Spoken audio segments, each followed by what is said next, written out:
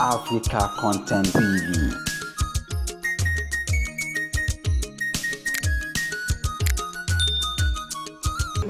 Welcome to African Content TV, where we give you the update news and events.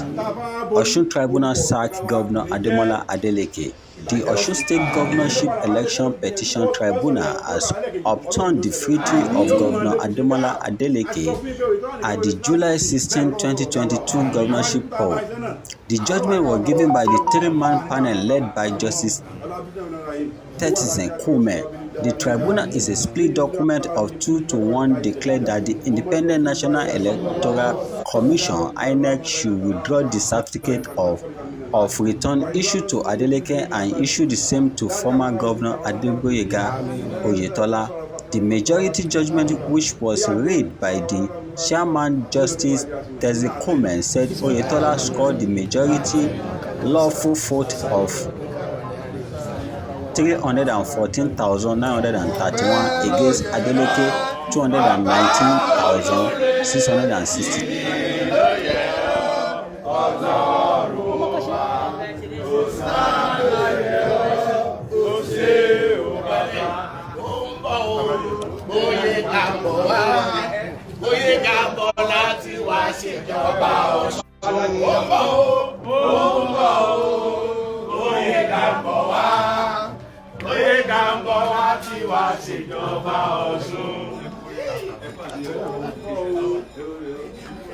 So the people are overjoyed with His Excellency Governor Adegboyega Oyetola.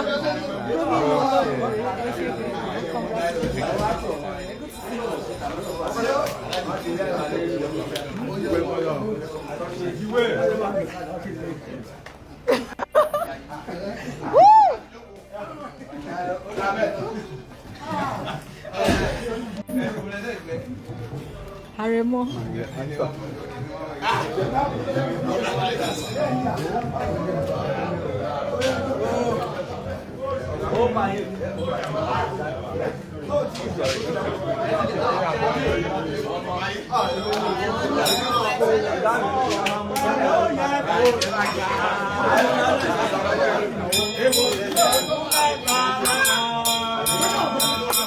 Wow.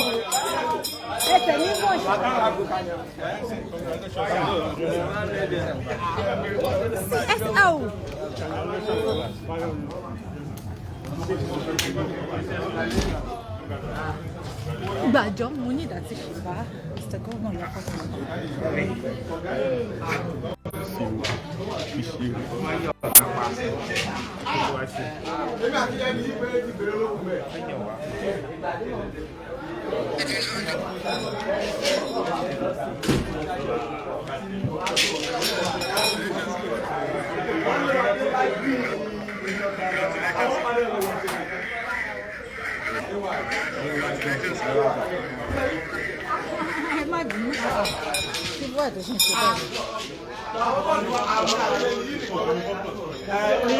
ní agbára Ọlọ́run ọba tó jẹ́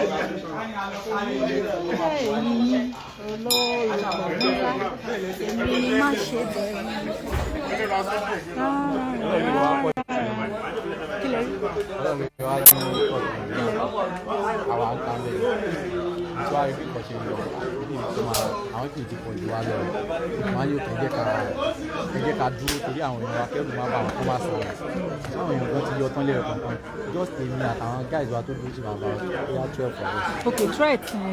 Akàn realize pé àwọn you know the security threat.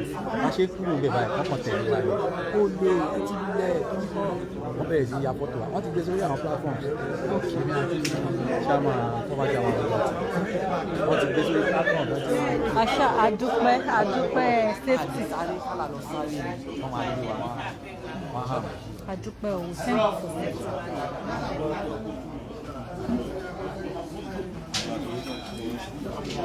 Aláìjẹ ẹ̀kọ́ ọjọ́ mẹ́ta ni. Congratulations.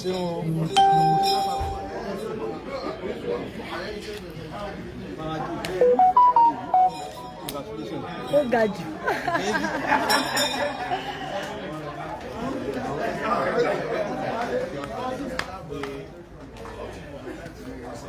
gómìnà gómìnà olóríire nìyẹn o, His Excellency Governor Adegboyega Oyetola. Oladejo Oyetola in the house.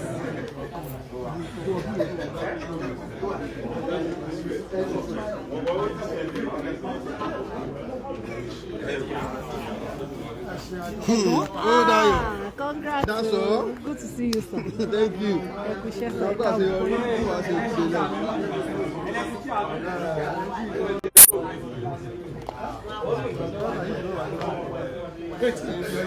Eyon, Alpha. Congratulations.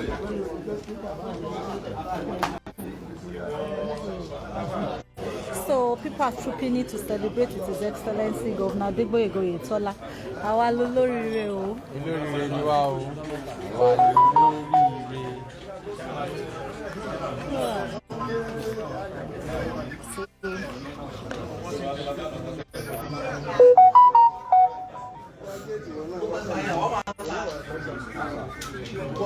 Jamie.